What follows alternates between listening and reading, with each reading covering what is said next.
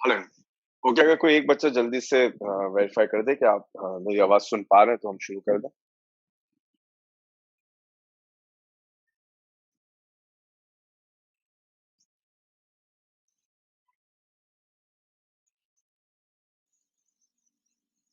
Hello. अगर कोई एक बच्चा जल्दी से वेरीफाई कर दे कि you can see the screen, you can hear me, so that we can start. Yes जी सर, अफलाक। स्क्रीन में नज़र आ रही है, आपकी आवाज़ भी आ रही है और आप भी नज़र आ रहे हैं। चलें ठीक। अच्छा, लास्ट टाइम हम बात कर रहे थे, हमने बात की थी एक एक लेंस एबरेशन रह गई थी, हमने डिफेक्ट्स ऑफ विज़न देखे, तो हमने बात की मैग्नीफाइंग ग्लास की। अच्छा, मैग्नीफाइंग ग्लास में जहाँ पर हमने बात खत्म की थी, वो ये थी मैग्नीफाइंग ग्लास की मैग्नीफाइंग पावर। सारी बात आपको याद होनी चाहिए कि every convex lens behaves like a magnifying glass whose object is placed between optical center and principal focus, number one. Number two, characteristic of image. Virtual image बनेगा, erect बनेगा, on the same side बनेगा, magnified होगा definitely. अगर आप magnifying glass की magnifying power निकालना चाहते थे, तो उस मैग्नीफाइंग पावर को निकालने के लिए हमने जो फॉर्मूला देख रखा है, पहली बात तो ये कि वो एंगुलर मैग्निफिकेशन होती थी, बीटा ओवर अल्फा से निकलती थी, जिसको हमने ट्रांसफॉर्म किया 1 प्लस डी ओवर एफ में। इस इक्वेशन की एक लिमिटेशन है, वो लिमिटेशन ये है कि जो आपके पास इमेज डिस्टेंस है, वो लाजमी तौर पे क्या होगा, least distance of distinct vision. जो इमेज डिस्टेंस है वो आपके पास लाजमी तौर पे कितना होगा, least distance of distinct vision, क्योंकि यहाँ पर क्यू की जगह क्या लिखा हुआ है, डी लिखा हुआ है। जहां पर बात लास्ट टाइम खत्म हुई थी, मेरे ख्याल से शायद अनस जो है वो ये क्वेश्चन कर रहे थे कि सर जब डी ले लिया तो चेंज कैसे होगा। वो जुमला में जनरली यूज करते हैं कंपाउंड माइक्रोस्कोप में होगा। अगर आप फाइनल रिजल्ट देखेंगे तो उसमें क्यू जो है वो डी के बराबर होना चाहिए, ठीक। लेकिन अगर वो डी के बराबर नहीं होगा तो फिर आप यूज भी नहीं करेंगे। मैग्नीफाइंग ग्लास में एम बराबर होता था बीटा ओवर अल्फा के, जिसकी आपने एक फॉर्म और पढ़ी, डी ओवर पी। बेसिकली ये डी ओवर पी जो है वो क्यू ओवर पी ही है। यानी मैंने ये अज्यूम किया हुआ है कि जो इमेज है वो कहां पर बनेगा, लीस्ट डिस्टेंस पे बनेगा। अगर लीस्ट डिस्टेंस पे नहीं बनता तो डेफिनेटली आप जो है वो क्यू की जो भी वैल्यू आपको दी जाएगी वो आप इस्तेमाल कर रहे होंगे, ठीक। अब ये वो इक्वेशन है जो आप मैग्निफिकेशन के लिए यूज करते हैं। एक एक न्यूमेरिकल था, थ्योरी में बहुत फ्रीक्वेंटली जो है वो पूछा भी जाता रहा, शायद पिछले 15 सालों में आपको 2 से 3 दफा नजर भी आया, कि वो ये कहते थे कि हम एक मैग्नीफाइंग ग्लास बनाना चाहते हैं जिसकी मैग्नीफाइंग पावर होनी चाहिए 6। तो बताइए focal length of the lens कितनी हो। एक बात तो ध्यान में रखिएगा, magnifying power of a lens और पावर ऑफ अ लेंस में फर्क है। मैग्नीफाइंग पावर का ताल्लुक है मैग्निफिकेशन से, कितना बड़ा इमेज बन रहा है, ठीक। जो मैग्नीफाइंग पावर है वो लेंस की बेंडिंग एबिलिटी है कि वो लाइट को कितना कन्वर्ज कॉन्वेक्स के केस में और कितना डाइवर्ज कॉनकेव के लेंस में करती है। तो पावर ऑफ अ लेंस में, magnifying power of a lens में फर्क है। लिहाजा मैं जो हूं वो सवाल को थोड़ा बेहतर कर देता हूं।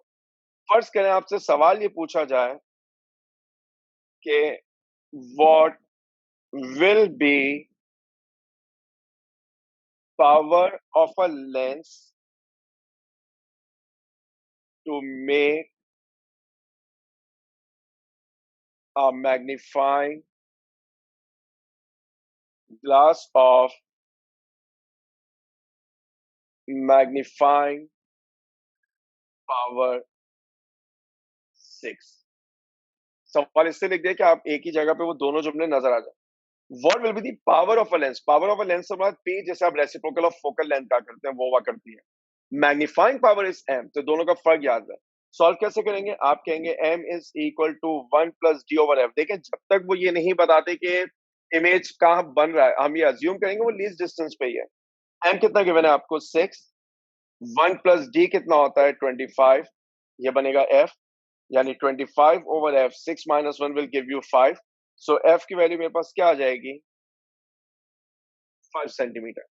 जब मेरे पास फोकल लेंथ आ गई, मैं पावर पर आसानी निकाल सकता हूँ। Power is 1 over F, 1 over 5, यानी 0.2 सेंटीमीटर इनवर्स। और अगर आप फौरन बता दें डायोप्टर में ये पावर कितनी होगी, अगर कोई बता दे कि 0.2 सेंटीमीटर इनवर्स डायमीटर में कितना होगा, तब तक तो जवाब आ जाना चाहिए था। अगर इस सेंटीमीटर इनवर्स को डायमीटर में कन्वर्ट करना हो तो क्या करूं?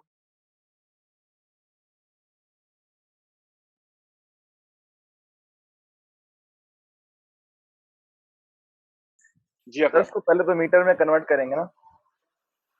मीटर में करेंगे, वरना मैंने एक आसान तरीका बता दिया था कि सेंटीमीटर को मीटर बनाने के लिए 100 से डिवाइड किया जाता है, सेंटीमीटर इनवर्स को मीटर इनवर्स बनाने के लिए 100 से मल्टीप्लाई करेंगे, तो किसी मेहनत की नीड नहीं, डायरेक्टली आपके पास आंसर आ जाएगा 20 डायप्टर्स, क्योंकि आप 0.2 को 100 से मल्टीप्लाई कर देंगे। Alternatively convert this value into meter, it will be 0.05 meter, और जब आप रेसिप्रोकल निकालेंगे यानी 1/0.05, तो आई बिलीव आपके पास डेफिनेटली जो है वहां से कितना आ जाएगा, 20 डायप्टर आ जाएगा। ये छोटी छोटी चीजें हमें याद होनी चाहिए। देखिए टाइम बचता है ना। अगर आपने पावर जो है वो सेंटीमीटर इनवर्स में निकाल दिया, if I need answer in dioptre, तो बजाय इसके कि आप वो पूरी कन्वर्जन दोबारा करें, आसान सा तरीका है, जो सेंटीमीटर इनवर्स है उससे 100 से मल्टीप्लाई करना है। मैं खासतौर पर बार बार मल्टीप्लाई क्यों बता रहा हूँ, क्योंकि आप सेंटीमीटर को मीटर में कन्वर्ट करने के लिए 100 से डिवाइड करते हैं, लेकिन अगर आप सेंटीमीटर इनवर्स को मीटर इनवर्स बनाएंगे तो आपको 100 से जो है वो मल्टीप्लाई करना पड़ेगा। ठीक, ये एक सवाल है जो आपको मालूम होना चाहिए। फिर कभी कभार वो कहते थे कि at what distance an object should be placed in front of a magnifying glass to get its sharp image। तो जैसे उन्होंने कहा at what distance object should be placed, तो इसका मतलब यह है कि हमें p की वैल्यू चाहिए। ठीक है, मैं इसी सवाल में एक जुमला ऑल्सो ऐड, एक जुमला और जो है वो ऐड कर देता हूं, क्या, also find the distance of object. ठीक है, तो कैसे निकालेंगे, हमें मालूम है m किसके बराबर होता है, d ओवर p के। आपको मैग्निफिकेशन मालूम है कितने गिवन है, 6। आपको d मालूम है कितना है, 25। ये होगा p, तो p की वैल्यू क्या बन जाएगी, 25 ओवर 6। और अगर इसको सॉल्व करना चाहें विदाउट कैलकुलेटर, तो अब तो बड़ा आसान है, ऑलमोस्ट आंसर आपके पास 4 आ जाएगा। क्यों 4 आ जाएगा, बिकॉज 6 इंटू 4 इज 24। ठीक, प्री इंजीनियरिंग वाले बच्चे मेरे ख्याल से मुश्किल काम नहीं कह रहा, 6 1 6 4 1 बच जाएगा, डेसिमल लाके 0 लेंगे, 10 आएगा, तो 4.1 सेंटीमीटर इज द आंसर। तो हमें जो है वो मैग्नीफाइंग ग्लास में ये दोनों तरीके के न्यूमेरिकल सॉल्व करने आने चाहिए। किताब के अंदर जो है वो मैग्नीफाइंग ग्लास के मेरे ख्याल से सच प्रॉब्लम्स मौजूद नहीं है, लेकिन ये वो दो न्यूमेरिकल जो थ्योरी में पूछे जाते रहे। या तो वो आपसे फोकल लेंथ निकलवा लेंगे, या फोकल लेंथ देके आपसे कहेंगे कि आप जो है वो मैग्नीफाइंग पावर निकाल लें। वैसे अगर फोकल लेंथ दे दी जाए और मैग्नीफाइंग पावर निकाले ना, फिर तो समझे सवाल में आपने कुछ करना नहीं। फॉर एग्जाम्पल अगर मैं आपसे कहूँ कि मेरे पास एक लेंस है जिसकी फोकल लेंथ है लेट्स से 10 सेंटीमीटर, ठीक है, सवाल बाद में पूछूंगा, मेंटली प्रिपेयर रहिएगा। अगर मैं आपसे कहूँ 5 सेकंड में बता दें इसकी मैग्नीफाइंग पावर क्या होगी, तो कोई बता सकता है?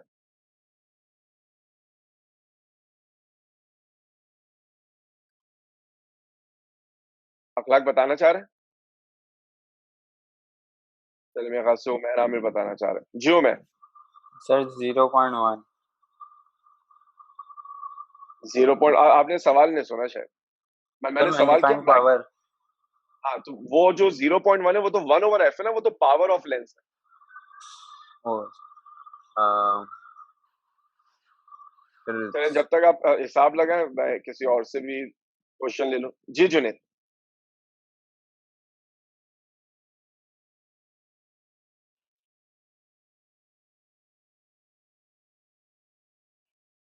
जी जुनेद। सर 3.5। 3.5 बिल्कुल सही जवाब है। देखिए आप लोगों ने मेरे ख्याल से जरूरत से ज्यादा टाइम ले लिया, इतने टाइम लेने की जरूरत नहीं थी। क्यों, फॉर्मूला क्या है हमारे पास मैग्नीफाइंग पावर का, 1 + d/f। अब उसूली तौर पे तो मुझे सिर्फ d/f की वैल्यू चाहिए, जो उसूली तौर पे सिर्फ d/f चाहिए। अब d की वैल्यू कितनी होती है, 25, f 10 है, तो 25/10 विल गिव यू 2.5, 1 ऐड कर देंगे 3.5। लिहाजा मेरा मेरा नहीं ख्याल कि इस सवाल में आपको किसी वर्किंग की ऐसा नीड थी। फोकल लेंथ 10 है, 25/10 इज 2.5, 1 ऐड कर देंगे 3.5। आप बगैर किसी मेहनत के जो है वो आंसर निकाल सकते थे। आपको थोड़ी सी ना ये वाली प्रैक्टिस होनी चाहिए। और मैं बार बार एक बात कह रहा हूँ, क्योंकि मुझे पिछले कई सालों में इस बात का अंदाजा हुआ कि बच्चे जो है ना वो कंफ्यूज हो जाते हैं पावर ऑफ अ लेंस पे मैग्नीफाइंग पावर में। तो इन दोनों में फ़र्क ज़रूर रखिएगा। एक बात और अब हम जब क्लास में पढ़ा रहे होते थे, तो तब ये थोड़ा इंटरेस्टिंग हो जाता था। अगर कभी आपसे कोई कहे कि यूनिट ऑफ पावर इज़, अब ये जो यूनिट ऑफ पावर इज़ ना, टेक्निकली ये क्वेश्चन बड़ा एम्बिगियस सा है कि which power they are talking about. For example, अगर वर्क एनर्जी पावर में ये क्वेश्चन आता, unit of power is, so your answer could be joules per second, your answer could be watt, और उसका कोई भी इक्विवेलेंट, ठीक है? जब चैप्टर 10 में सवाल आता है यूनिट ऑफ पावर इज़, तो unit of power is dioptre. अब मैं ये एक्सपेक्ट करता हूँ कि अगर एप्टीट्यूड टेस्ट में ये क्वेश्चन आ गया, यूनिट ऑफ पावर इज़, तो फिर मेरा ख्याल है कि हमें ऑप्शंस देख के आइडिया हो जाएगा कि वो बेसिकली किस पावर की बात कर रहा है। अगर सारे यूनिट आपको सेंटीमीटर, मीटर्स में नजर आते हैं, तो that is obviously they will be talking about optical power. और अगर वो जो है वो बात कर रहे हैं जूल्स में, न्यूटन में या वॉट्स में, इसका अंदर वो मैकेनिकल पावर की बात कर रहा है। ठीक है, मैं ये एक्सपेक्ट नहीं करता कि वो क्वेश्चन सिर्फ ब्लाइंडली दे दें कि यूनिट ऑफ पावर इज, और उसमें आपको जो है वो डायोप्टर भी नजर आ जाए और जूल्स भी नजर, वॉट्स भी नजर आ जाए। अच्छा, जो अगला ऑप्टिकल इंस्ट्रूमेंट आज हम देखेंगे, वो अगला ऑप्टिकल इंस्ट्रूमेंट हमारे पास होगा क्या? Compound microscope. मैंने क्लास के एंड में एक बात बताई थी, सिंपल माइक्रोस्कोप या मैग्नीफाइंग ग्लास से हम उन बॉडीज को देखा करते हैं जो हमें नेकेड आई से जो है वो नजर आती है, जो हमें नेकेड आई से जो है वो नजर आती है। आप अगर यूनिसेलुलर ऑर्गेनिजम्स की बात करें, यूनिसेलुलर ऑर्गेनिज्म का मतलब हो गया अमीबा है, पैरामीशियम है, क्लेमाइडोमोनास है, सारे वो टर्मिनोलॉजीज है क्योंकि मैंने 9 में बायो पढ़ रखी है, और जो तब से जो है वो ये नाम मुझे याद रह गए। ये वो सारे यूनिसेलुलर ऑर्गेनिजम्स हैं जिनको अगर आपने देखना है, तो उसके लिए आपको नीड होगी माइक्रोस्कोप की। Microscope is an optical instrument जिससे आप उन बॉडीज को देखेंगे जो नेकेड आई से नजर नहीं आती। मैग्नीफाइंग ग्लास से आप उन बॉडीज को देखते हैं जो नेकेड आई से आपको नजर आती है। अब अगर आप कंपाउंड माइक्रोस्कोप की बात करें, तो सबसे पहले कंपाउंड माइक्रोस्कोप की कंस्ट्रक्शन की बात कर लेंगे। कंपाउंड माइक्रोस्कोप बेसिकली एक ऑप्टिकल इंस्ट्रूमेंट है जो वर्क करेगा in on the principle of combination of lenses when they are placed at a distance. आपने क्या किया? आपने दो ट्यूब्स ली, एक ट्यूब ये रही, दोनों ट्यूब के डायमीटर में स्लाइट डिफरेंस है, और एक ट्यूब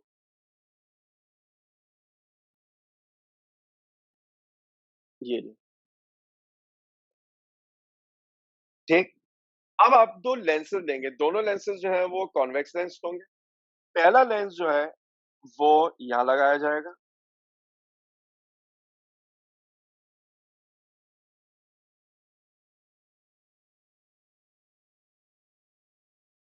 कुछ इस तरह। जो दूसरा लेंस है, वो दूसरा लेंस जो है वो यहां लगाया जाएगा। पहला लेंस जो है यहाँ पे ऑब्जर्वर जो है वो अपनी आई रखेगा, ठीक है, ये ऑब्जर्वर ने अपनी जो है वो यहाँ पर आई रखी, लिहाजा इस लेंस को हम नाम देते हैं किसका? आई पीस का, जिसको मैं चाहूं तो मैं एल ई कह देता हूं क्योंकि L stands for lens and L E stands for eyepiece. इस आई पीस की फोकल लेंथ कितनी होती है? F E. इस आई पीस की फोकल लेंथ हमने क्या रखी हुई है? एफ ई रखी हुई है, पहली बात। जो दूसरा लेंस है, ये दूसरा लेंस वो लेंस है जो माइक्रोस्कोप के स्टेज के करीब होता है। माइक्रोस्कोप में स्टेज उस जगह को कहा जाता है जहां पर आप स्लाइड रखने वाले हैं। जिस स्लाइड के अंदर वो यूनिसेलुलर ऑर्गेनिज्म मौजूद है जिसको आप ऑब्जर्व करेंगे, ये स्टेज है। इस स्टेज के ऊपर आप रखा करते थे कोई स्लाइड। मैं यहाँ पे एक स्लाइड लाके रख देता हूँ, ठीक है। क्योंकि स्लाइड जो है वो हमारा ऑब्जेक्ट है, लिहाजा ये जो लेंस है, ये लेंस हमारे लिए कहलाएगा क्या? ऑब्जेक्टिव लेंस, या जिसको कभी कभार सिर्फ और सिर्फ जो है वो ऑब्जेक्ट लेंस भी कह दिया जाता है, तो इससे हमें कोई फर्क नहीं पड़ता। आप इसको ऑब्जेक्टिव लेंस कहें, आप इसको ऑब्जेक्ट लेंस कहें, one and the same thing. Denote कर देता हूं एल नॉट से, और इसकी फोकल लेंथ होगी क्या? F O. पहली बात, क्योंकि कॉम्बिनेशन ऑफ लेंसेज है, कॉम्बिनेशन ऑफ लेंसेज में दो लेंसेज के दरमियान जो डिस्टेंस होता है, उस डिस्टेंस को हम डिनोट क्या करते थे? किससे? कैपिटल एल से। यहाँ पर भी वो कैपिटल एल ही कहलाएगी, और कैपिटल एल का मतलब होता है क्या? Length of microscope. Capital L का मतलब है क्या, लेंथ ऑफ माइक्रोस्कोप। अब रह गए इनकी फोकल लेंथ के रिलेशन, किसकी फोकल लेंथ को ज्यादा होना चाहिए, किसकी फोकल लेंथ को कम होना चाहिए, इसके लिए थोड़ा सा इंतजार करें, हो सकता है आपको याद भी हो। मैं ये चाहता हूं कि पहले वर्किंग देख लें, फिर हम इस रिजल्ट पे वापस आ जाएंगे। लेकिन अब यहाँ पे होगा क्या, मेरे पास एक कॉमन प्रिंसिपल एक्सिस है, यानी जो दोनों लेंसेज हैं उनका जो है वो को एक्सियल होना जो है वो जरूरी है। जो दोनों लेंसेज हैं उन दोनों लेंसेज का जो है वो को एक्सियल होना जरूरी है। ठीक, मैंने क्या किया, मैंने जो पहला लेंस है ऑब्जेक्टिव लेंस उसको यहां कहीं पे रखा। ठीक, ये हमारी जो है वो एक रेफरेंस लाइन हो गई जो हम हमेशा से जो है वो बना देते हैं। ये लेंस जो है वो एन नॉट है, ये इसका ऑप्टिकल सेंटर हो गया। यहां कहीं पर मौजूद होगा मेरे पास एफ, क्योंकि ऑब्जेक्टिव लेंस के लिए तो मैं से क्या कह रहा हूं, एफ नॉट। अब मैं चाहता क्या हूं, देखिए कॉम्बिनेशन लेंसेज का उसूल याद है, पहले लेंस का ऑब्जेक्ट दूसरे लेंस का क्या बना करता था, इमेज। पहले लेंस का ऑब्जेक्ट दूसरे लेंस का क्या हुआ करता था, इमेज हुआ करता था।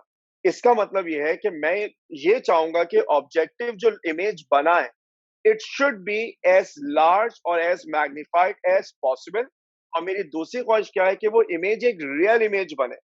तो अब इस बात का फैसला हो जाएगा कि ऑब्जेक्ट को रखा कहाँ होना चाहिए। अगर मैं चाहता हूं कि कॉन्वेक्स लेंस से एक रियल इमेज बनाए और एज मैग्निफाइड एज पॉसिबल, तो कोई आइडिया है ऑब्जेक्ट को कहां पर रखूं?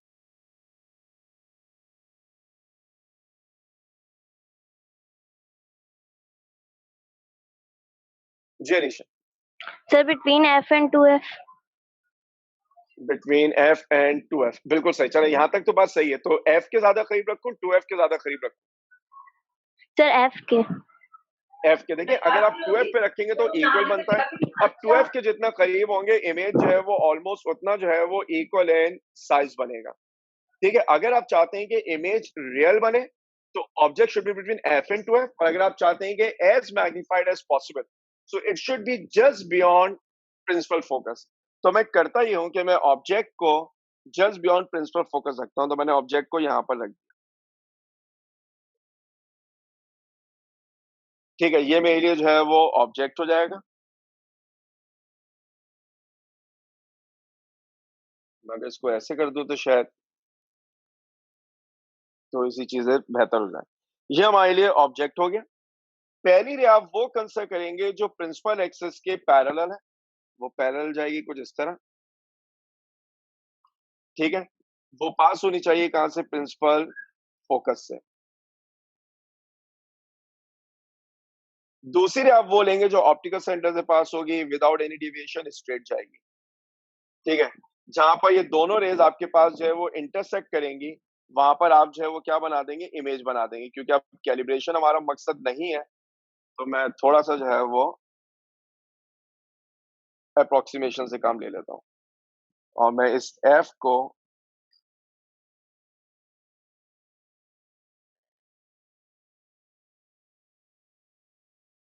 थोड़ा सा डिसलोकेट करके यहां बना देता हूँ। ठीक है, अब ये हमारे पास जो है वो बन गया ऑब्जेक्ट का इमेज। अब क्योंकि कॉम्बिनेशन आप पढ़ चुके हैं तो आपको याद है जो इमेज बनेगा वो इंटरमीडिएट इमेज है, वो फाइनल इमेज नहीं है। मैं ऑब्जेक्ट को कह देता हूँ ए बी, मैं इमेज को कह देता हूँ ए डैश बी डैश, और अगर कैलिब्रेशन कर दूं तो ये हमारे लिए रेफरेंस लाइन हो गई। ऑब्जेक्ट से लेके ऑब्जेक्टिव तक का डिस्टेंस कहलाएगा पी नॉट, यहां से लेके इमेज तक का डिस्टेंस कहलाएगा क्यू नॉट। ठीक है, ये तो आपने बात कर ली ऑब्जेक्टिव की। अब हमारे पास जो आईपीस है, हम ये चाहते हैं कि वो आईपीस बिहेव करे लाइक मैग्नीफाइंग ग्लास। अच्छा, अगर मैं चाहता हूं कि आईपीस जो है वो मैग्नीफाइंग ग्लास के तौर पे बिहेव करे, तो याद है मैग्नीफाइंग ग्लास का उसूल क्या था, object should be placed between O and F. तो अब आपको मकसद नजर आएगा इन मूवेबल ट्यूब का। लेट से ही ऑब्जेक्टिव है, ऑब्जेक्टिव जो इमेज बना रहा है वो इस पॉइंट पे बना रहा है, और मेरे पास आईपीस का जो फोकस है वो यहां पर है। तो मैं क्या करूंगा, मैं दोनों ट्यूब को एक दूसरे के करीब लेके आऊंगा। इतना करीब लेके आऊंगा कि जो फोकस है वो नीचे आ जाए, ऑब्जेक्ट फोकल लेंथ के अंदर आ जाए। तो मूवेबल ट्यूब का फायदा ये होता है, हम मूवेबल ट्यूब से इस बात को इंश्योर करते हैं कि वो इमेज जो ऑब्जेक्टिव लेंस ने बनाया वो इमेज जो है वो आईपीएस की फोकल लेंथ के अंदर आ जाए। ठीक, तो अब मैं क्या करूंगा, मैं आईपीस को या ट्यूब को मूव करूंगा इतना कि फर्ज कर लें आईपीस है वो मेरे पास यहां पर बन गया।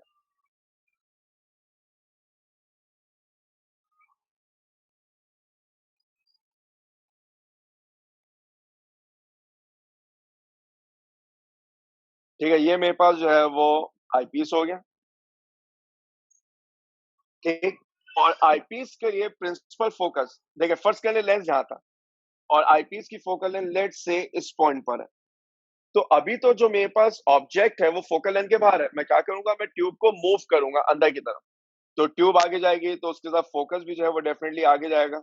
फर्स्ट करने में ट्यूब को यहां ले आया, मैंने नोट क्या किया कि जो मेरे पास प्रिंसिपल फोकस है वो फोकस जो है वो लेट से यहां कहीं आ गया। This is principal focus of eyepiece.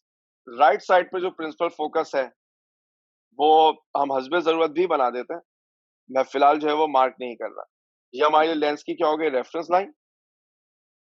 पहली रे आप वो लेंगे जो प्रिंसिपल एक्सिस के पैरेलल हो। तो जो प्रिंसिपल एक्सिस के पैरेलल होगी, फर्स्ट कर लें वो ये वाली रे, ये प्रिंसिपल एक्सिस के पैरेलल। दूसरी वो है जो ऑप्टिकल सेंटर से पास होगी विदाउट एनी डिविएशन, स्ट्रेट जाएगी। ठीक, अगर आपके पास आईपीस की फोकल लेंथ है वो लेट से यहां पर मौजूद है, तो ये वाली रे पास होनी चाहिए कहां से, प्रिंसिपल फोकस से।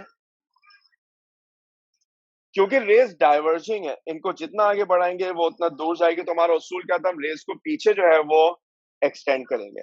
अगर आप इस रे को पीछे एक्सटेंड करें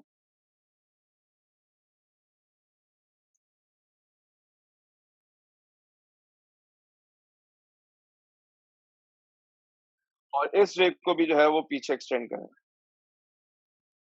तो आपके पास जो है वो यहाँ पर इमेज बन जाएगा। मैं एक काम करता हूँ, मैं इन रेस को डॉटेड कर देता हूँ ताकि आप जो है वो डिस्टिंग्विश कर पाए।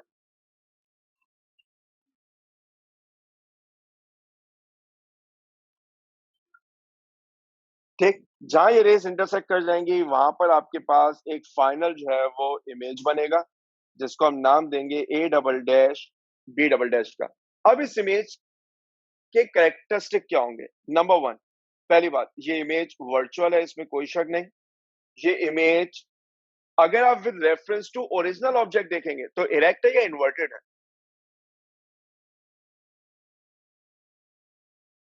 जी, जो फाइनल इमेज बन रहा है, ये फाइनल इमेज जो है वो with respect to original object erect है, इन्वर्टेड है। जी अलीशा, सर इरेक्ट है। With respect to original object sir inverted है, इन्वर्टेड। इन्वर्टेड है। याद रखिएगा ये जो इमेज है A double dash B double dash, ये अपने ऑब्जेक्ट के लिए इरेक्ट है। देखिए मेरा वो जुमला मुझे अभी भी याद है, मैंने बहुत दफा इस्तेमाल किया। सिंगल लेंस के केस में रियल हमेशा इन्वर्टेड होता है, वर्चुअल हमेशा इरेक्ट होता है। अगर मैं सिर्फ आईपीस को अपना रेफरेंस बना लूं तो इमेजेस इरेक्ट, यानी A double dash B double dash A dash B dash के मुकाबले में इरेक्ट है। लेकिन ए डैश बी डैश तो इंटरमीडिएट इमेज था ना। अगर आप with reference to original object देखेंगे तो ये इन्वर्टेड है, और वर्चुअल के साथ इन्वर्टेड सिर्फ कॉम्बिनेशन में ही आ सकता है, क्योंकि सिंगल में तो वर्चुअल के साथ हमेशा इरेक्ट बनता था। उम्मीद है बात आपको याद हो। ये इमेज जो है वो आपके पास हाईली मैग्नीफाइड होगा, क्योंकि आप जो है वो कंपाउंड माइक्रोस्कोप से यूनिसेलुलर ऑर्गेनिजम्स देखेंगे। आप अमीबा देखेंगे, अमीबा के अंदर तो मेरे ख्याल से कोई हेड टेल वाला चक्कर भी नहीं है, तो इमेज अगर आपको उल्टा नजर भी आ रहा है तो उससे आपको कोई खास फर्क नहीं पड़ना।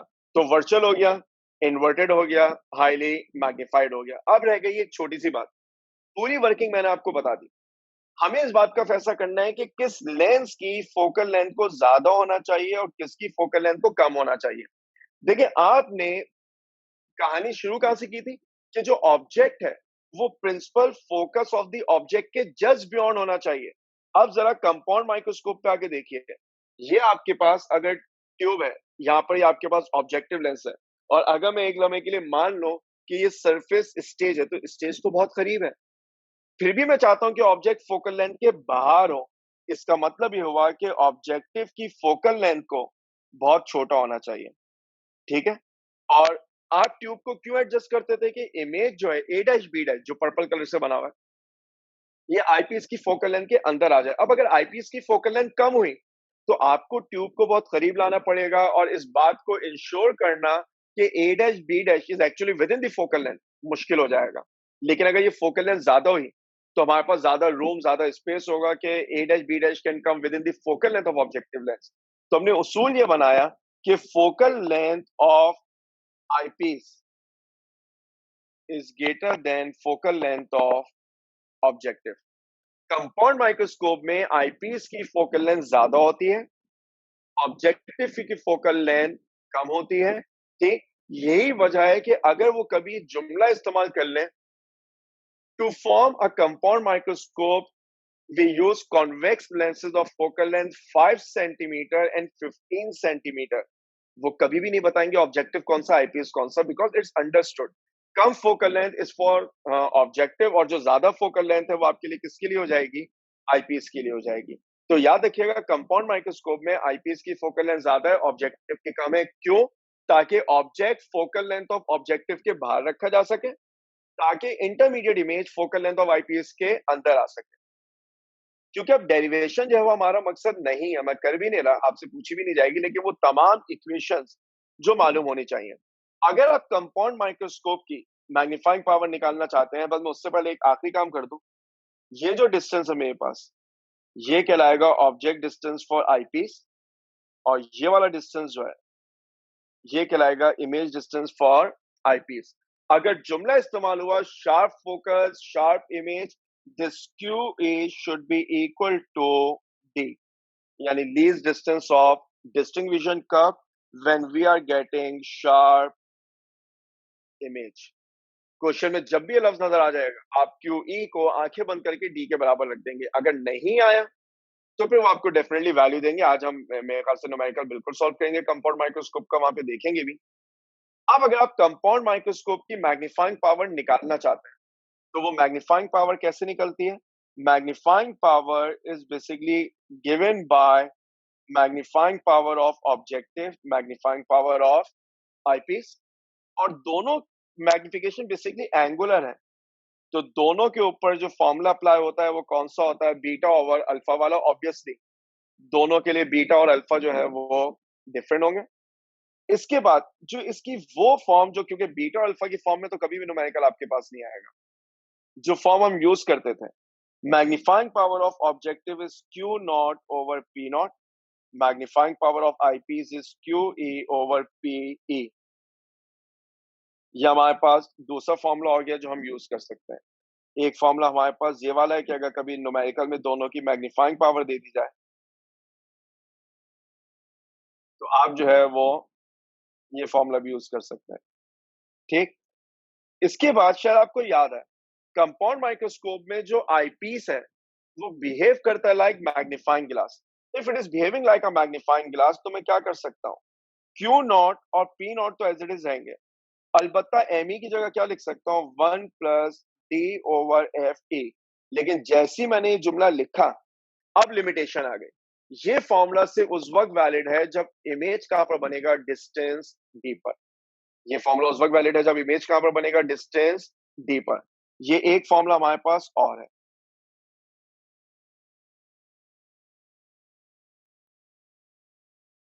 ठीक है, तो ये हमारे पास वो तीन इक्वेशन होंगे जो हम न्यूमेरिकल में यूज कर सकते हैं। अच्छा, अब यहाँ तक तो ये वो है जो डेरिवेशंस आती हैं, फॉर्मूले मैंने बता दिए, क्योंकि एप्टीट्यूड के लिए आपको फॉर्मूला या उसकी एप्लीकेशन आना बहुत जरूरी है। डेरिवेशन पढ़िएगा, कोई कंफ्यूजन हो आप बिल्कुल मुझसे पूछ सकते हैं। अब एक इक्वेशन और थी, फर्स्ट ईयर फिजिक्स में प्रैक्टिकल होता था कंपाउंड माइक्रोस्कोप का। जितने टाइम तक मैं प्रैक्टिकल कराता रहा तो मेरी ऑब्जर्वेशन ये थी कि पूरे शायद कराची में शायद डीसीडब्ल्यू जो है वो वाइट कॉलेज था जहाँ पे कंपाउंड माइक्रोस्कोप का प्रैक्टिकल हुआ करता था। शायद बॉयज कॉलेज में तो मेरा नहीं ख्याल कोई एक आधी कॉलेज ऐसा हो जहाँ पे प्रैक्टिकल हो। तो अब एक फॉर्मूला और यूज करते थे, और वो फॉर्मूला क्या था, magnification is given by L over F not 1 plus D over F A. Approximation के लिए सबसे अच्छा फॉर्मूला है ये कंपाउंड माइक्रोस्कोप की मैग्नीफाइंग पावर निकालने के लिए। अगर आप कंपाउंड माइक्रोस्कोप की मैग्नीफाइंग पावर निकालना चाहते हैं तो उसके लिए जो है वो ये वाला फॉर्मूला जो है वो मेरे हिसाब से सबसे अच्छा फॉर्मूला है। ठीक, अब ये फॉर्मूला आया कहां से, जरा इस डायग्राम पे वापस चले जाएं। तो आप एक बात से एग्री करेंगे, क्योंकि मुझे डायग्राम कंप्लीट करनी थी, मैंने ऑब्जेक्ट को जस्ट बियॉन्ड एफ नॉट बनाया नहीं। क्यों? एफ नॉट पर अगर बना देता तो रेस पैरेलल बन जाती। एफ नॉट के जितना करीब रखूंगा रेस उतनी दूर जाके इंटरसेक्ट होंगी, मुझे अपने जो वर्किंग पेज है उसका भी ख्याल करना था। लिहाजा मैंने ऑब्जेक्ट को एफ नॉट से थोड़ा ज्यादा दूर बनाया हुआ है। मैं इस डिस्टेंस की बात कर रहा हूँ। उसूली तौर पे होना क्या चाहिए था कि ये जो डिस्टेंस है ये एफ नॉट है, ऑब्जेक्ट को जस्ट बियॉन्ड एफ नॉट होना चाहिए। इसका मतलब यह है कि मैं एक अप्रोक्सीमेशन कर सकता हूं, जो पी नॉट है वो तकरीबन किसके बराबर होना चाहिए? एफ नॉट के। ये एक अप्रोक्सीमेशन है। दूसरी अप्रोक्सीमेशन क्या है देखें, अगर आप इस फिगर को देखें और इसमें आप देखें क्यू नॉट की वैल्यू को, मैं ये कहता हूं कि जो ए डैश बी डैश है वो आईपीएस की फोकल लेंथ के अंदर बनेगा। इसका मतलब ये है कि उसूली तौर पर अगर आप में से कोई बच्चा मुझे बता देना कि कंपाउंड माइक्रोस्कोप में अगर मैं लेंथ निकालना चाहूं एल, तो कैसे निकालूंगा? एल का मतलब होता है डिस्टेंस बिटवीन द लेंसेज, में इस डिस्टेंस की बात कर रहा हूं। अगर कोई मुझे बता दे तो मुझे बड़ी खुशी होगी। अगर मैं लेंथ ऑफ कंपाउंड माइक्रोस्कोप निकालना चाहूं तो कैसे निकालूं?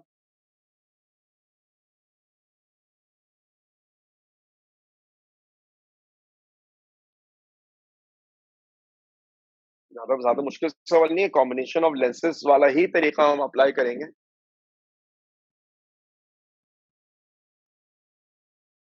जी जुनेद। अच्छा जुनेद चले गए शायद। जी राबिया।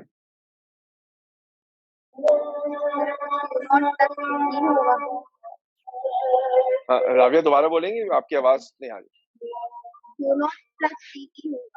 बिल्कुल सही। यहाँ जो डिस्टेंस होगा, याद है वो होता था Q1 प्लस P2, या 1 का मतलब ऑब्जेक्टिव है, 2 का मतलब आईपीस है। तो पहले अगर आप Q1 प्लस P2 कहते थे तो अब आप क्या लिख सकते हैं? Q not plus PE। अब हम कहते हैं कि जो इमेज बनता है, इंटरमीडिएट इमेज जो ऑब्जेक्टिव ने बनाया, वो ऑब्जेक्टिव से दूर बनेगा, आईपीस के करीब बनेगा। यानी Q नॉट के मुकाबले में PE को क्या होना चाहिए? कम होना चाहिए। तो आपने उसे इग्नोर करके L is equals to Q not बना दिया। एक बहुत बड़ी अप्रोक्सीमेशन है। यही वजह है कि हम थियरी में जब न्यूमेरिकल सॉल्व करते थे तो हम अप्रोक्सीमेशन वाला आखिरी फॉर्मूला, जिसको मैं ग्रीन कलर से ब्लॉक कर रहा हूं ताकि वो थोड़ा सा जो है वो डिस्टिंग्विश हो जाए, हम जो है वो यूज नहीं करते थे। ठीक, लेकिन अप्रोक्सीमेशन के लिए एक अच्छा फॉर्मूला। यही वजह है कि मैंने क्यू नॉट की जगह एल रख दिया और मैंने पी नॉट की जगह जो है वो एफ नॉट रख दिया। ठीक, हमारे पास ये वो सारी इक्वेशन है जो कंपाउंड माइक्रोस्कोप में इस्तेमाल हो सकती हैं। अच्छा, मैं जो वो पुराने एनटीएस पेपर जो है वो देख रहा था, और पिछले मेरे ख्याल से 10-15 सालों में कंपाउंड माइक्रोस्कोप के न्यूमेरिकल मेरे ख्याल से कम 2 दफा तो आया है। यानी इसका मतलब ये है कि कैलकुलेशन मुश्किल होती है लेकिन वो न्यूमेरिकल जो है वो बिल्कुल देते हैं। ठीक है, सारी वर्किंग जो है वो आपके सामने है। अगर कोई बच्चा इस वर्किंग से मुताल्लिक कुछ पूछना चाहे, आप बिल्कुल पूछ सकते हैं। अदरवाइज हमारे पास जो है वो अभी तकरीबन 6 मिनट है। मैं चाहता हूँ कि कम से कम एक न्यूमेरिकल तो हम जरूर सॉल्व कर लें। अगर किसी के ध्यान में क्वेश्चन है आप क्वेश्चन देख लें, जब तक मैं अपने पास जो है वो क्वेश्चन ले आता हूँ। जी अनस। अस्सलामुअलैकुम सर। वाहिद साहब।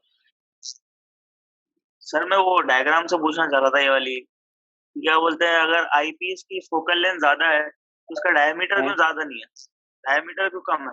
अच्छा, नहीं वो आपकी सारी बातें सही हैं। इससे तो आपको यहाँ पर ये भी कंफ्यूजन होगी, सर आपने आईपीस छोटा बनाया है, ऑब्जेक्टिव बड़ा बनाया है। मैं लेंस बनाते हुए ना इस बात का ख्याल नहीं कर रहा होता कि वो मुझे उसकी थिकनेस कितनी रखनी है, उसकी हाइट कितनी रखनी है।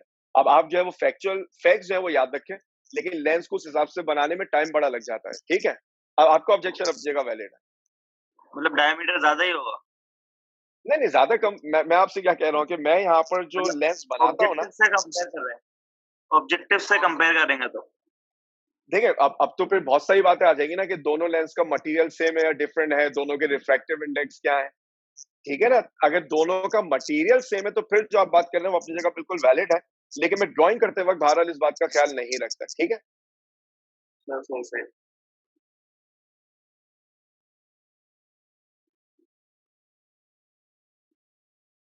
तो मतलब जब मैं एमकैट में पढ़ाऊंगा तो मैं लेंसेज की डायमेंशन का भी जो है वो ख्याल रखूंगा। इसलिए मैंने क्लियरली बता दिया किसकी फोकल लेंथ ज्यादा है, किसकी कम है, ताकि आप इस बात को जो है वो समझ सके। कम से कम एक न्यूमेरिकल जो है वो आज की क्लास में जरूर देख लें, ताकि आपको आइडिया हो जाए। किताब के अंदर जो है ना कंपाउंड माइक्रोस्कोप के 2 न्यूमेरिकल हैं। ये वाली जो प्रॉब्लम है ये प्रॉब्लम 9 है। मैं दूसरी प्रॉब्लम आपको नंबर खुद बता देता हूँ, नंबर 12। शायद कुछ बुक के अंदर प्रॉब्लम 12 होगी, शायद कुछ के अंदर हो सकता है 13 हो, लेकिन मेरे ख्याल से 12 सही है। सर क्वेश्चन जो है वो जल्दी से देख लेते हैं। ये क्वेश्चन लिखने की एक खास वजह है, क्योंकि लास्ट टाइम शायद अनस ने क्वेश्चन पूछा था वो लीस्ट डिस्टेंस वाला। देखिए अब अगर आप इस सवाल को पढ़ें तो याद रखिएगा कंपाउंड माइक्रोस्कोप का जो न्यूमेरिकल है वो बेसिकली कंपाउंड माइक्रोस्कोप का न्यूमेरिकल नहीं है, वो कॉम्बिनेशन का ही न्यूमेरिकल है। फर्क इतना है कि पहले आप पहले लेंस को 1 और दूसरे को 2 कहते थे। अब यहाँ पर पहले लेंस को नॉट यानी ऑब्जेक्टिव कहेंगे और दूसरे को ई यानी आईपीएस कहेंगे। अ compound microscope has a 12 millimetre focal length. आपके पास जो फोकल लेंथ है वो कितनी है, 12 मिलीमीटर, और ये किसकी है, ऑब्जेक्टिव की। तो मैंने यहाँ पर लिख दिया F not is 12 millimetre and a 75 millimetre focal length eyepiece. मुझे आईपीस गिवन है कितना, 75 मिलीमीटर। ठीक है, मेरे पास जो आईपीस की वैल्यू है वो आईपीस की वैल्यू जो है वो मुझे कितने गिवन है, 75 millimetre. The two lenses are mounted 200 metres apart. 200 metres apart का मतलब मुझे एल गिवन है कितना, 200 millimetre. If the final image is 225 millimetre, देखें इसकी बात कर रहा था। अगर वो सवाल में जुमला इस्तेमाल करते हैं कि image is in sharp focus, तो वो आपको क्यू की वैल्यू नहीं देते, वो अंडरस्टूड थी वो 25 सेंटीमीटर या 250 मिलीमीटर होगी। तो यहाँ पर ये इमेज डिस्टेंस गिवन है कितना, 225 मिलीमीटर। और याद रखिएगा मैग्निफिकेशन के फॉर्मूले में हम नॉर्मली साइन कन्वेंशन यूज नहीं करते, हम तो सीधा सीधा क्यू ओवर पी लगा देते हैं। लेकिन कहीं पर अगर थिननेस फॉर्मूला इस्तेमाल होगा तो final image of compound microscope is actually virtual image. तो मुझे इस क्यू की ई के साथ क्या लगाना पड़ जाएगा, माइनस साइन लगाना पड़ जाएगा। मेरा ख्याल है कि आप में से बहुत सारे बच्चे जो है वो इस बात को समझ भी पा रहे हैं कि जब आप बात कर रहे होंगे कंपाउंड माइक्रोस्कोप पे थिन लेंस फॉर्मूला की, तो उस थिन लेंस फॉर्मूला के लिए आपके पास जो फाइनल इमेज बनेगा वो फाइनल इमेज रियल इमेज नहीं होगा बल्कि वर्चुअल इमेज होगा। ठीक, इसके बाद जो है वो आगे बढ़िए, what is the magnification produce.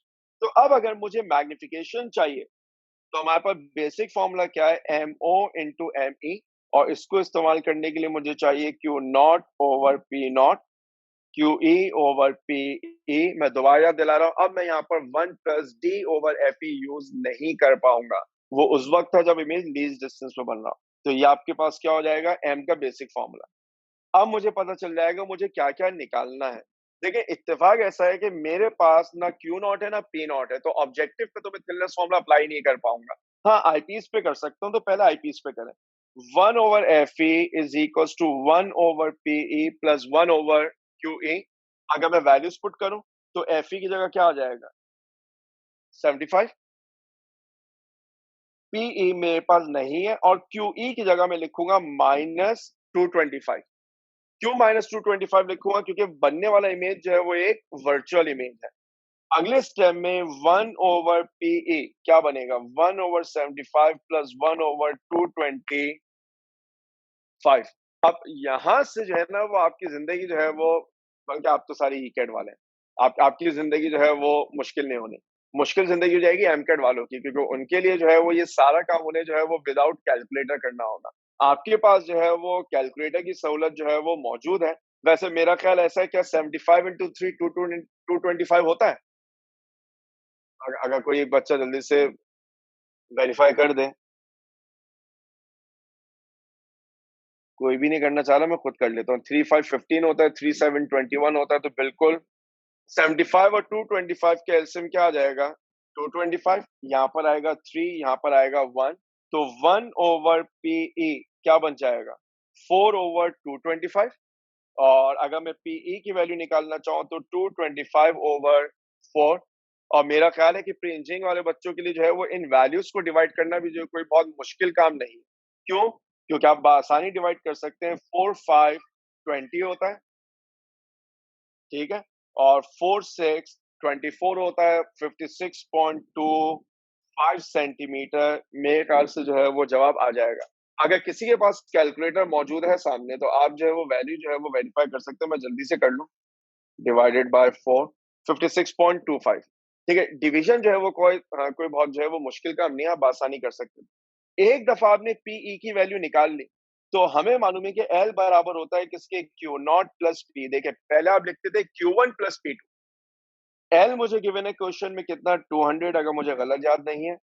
Q not की वैल्यू आपने जो है वो निकाल लेनी है, और पीई आपको कितना गिवन है, 56.25। यहां से आप क्यू नॉट निकालेंगे। एक दफा आपको क्यू नॉट की वैल्यू मिल गई तो 1/FO equal 1/PO plus 1/Q निकालेंगे। ठीक है, और जब ये वैल्यू निकाल लेंगे यहां से पी नॉट की, तो अब आप एम निकाल सकते हैं सारी वैल्यूज को इक्वेशन 1 में पुट करके। क्योंकि मैं 2 मिनट क्लास को ऑलरेडी ऊपर ले गया, हिंट मैंने लिख दिए, कंप्लीट जरूर करिएगा।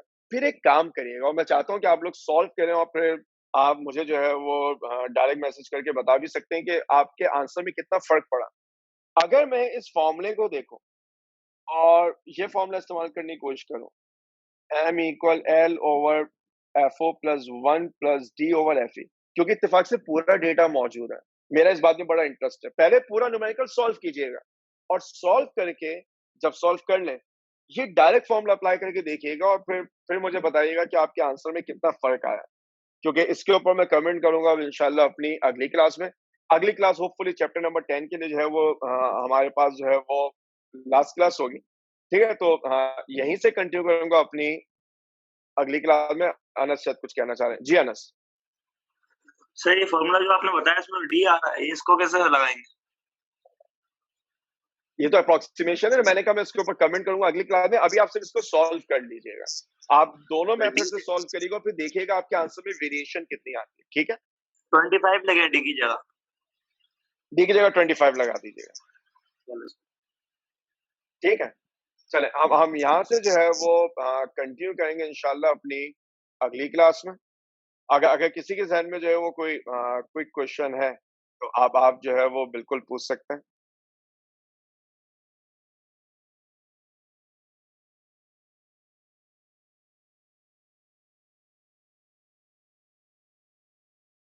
और अगर किसी के जहन में जो है वो कोई क्वेश्चन नहीं है तो मेरे ख्याल उमैर आमिर आप कुछ पूछना चाह रहे हैं, क्योंकि ये बिल्कुल शुरू से आपका हैंड रेज हुआ हुआ।